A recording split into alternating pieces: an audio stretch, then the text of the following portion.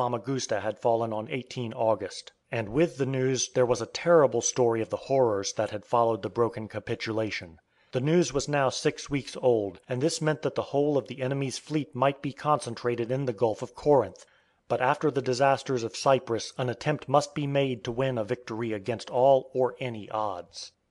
At sunrise the armada streamed out of the Bay of Gomenizza and sped southwards with oar and sail. The Gulf of Arta was passed, and the admirals were reminded not of the far-off battle that saw the flight of the Egyptian queen and the epoch-making victory of Augustus Caesar, but of a sea fight in the same waters only a few years ago that had ended in dire disaster to the Christian arms.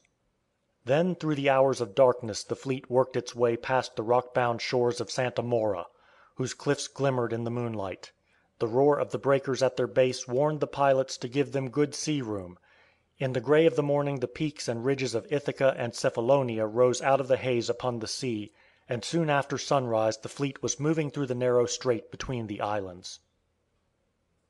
In the strait there were shelter and smooth water, but the wind was rising, backing from northwest to west, and raising a sea outside Cephalonia that sent a heavy swell sweeping round its southern point and into the opening of the Narrows.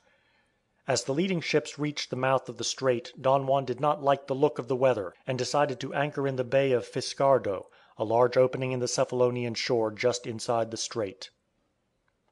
For 2 days the fleet lay weather-bound in the bay. During one of these days of storm Caracoja, the Algerine, tried again to reconnoitre the fleet, but was driven off by the guardships at the entrance of the strait. On 6 October the wind shifted to the east and the sea began to go down.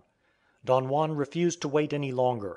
The fleet put to sea, under bare masts, and rowing hard against the wind and through rough water, it worked its way slowly across to the sheltered waters on the mainland coast between it and the islands of Curzolari.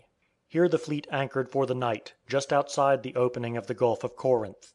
Not 20 miles away up the gulf lay the Turkish fleet, for Ali had brought it out of the Bay of Lepanto, and anchored in the Bay of Calydon.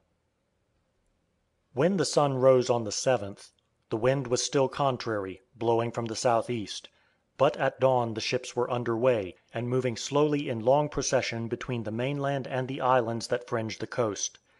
There was a certain amount of straggling. It was difficult to keep the divisions closed up, and the tall galleasses especially felt the effect of the head wind, and some of the galleys had to assist them by towing.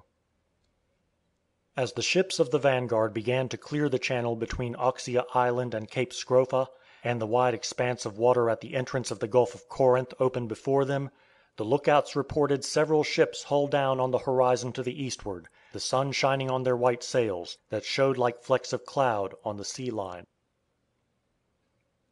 End of chapter 5, part 2.